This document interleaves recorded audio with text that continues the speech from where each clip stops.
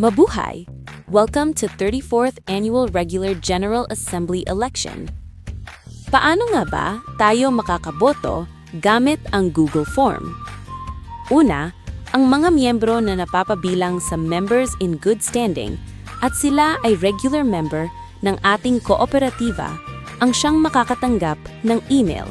Pangalawa, pagkatapos mag-report ng chairperson ng ating election committee at nagbigay na ng hudyat na pwede nang simulan ang paboto, doon pa lamang ipopublish ng ating election committee members ang Google link. Kapag meron na tayong natanggap na Google Form link sa ating email, pwede na i-click ang link.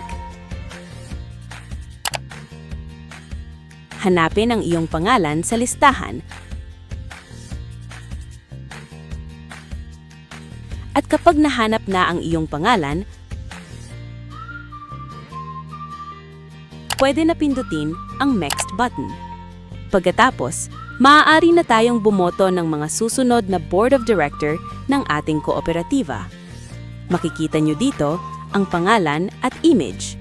Iboto natin kung ilan dapat ang iboto. Kung 4 lang ang bakanting posisyon para sa Board of Director at 5 ang kandidato, pumili lamang ng 4 or hindi tataas sa 4 na kandidato upang makapagpatuloy.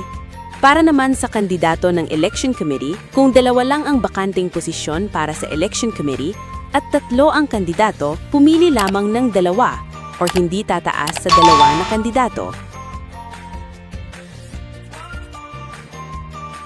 At pwede na ito i-submit. Handa na po tayong bumoto. Maraming salamat po.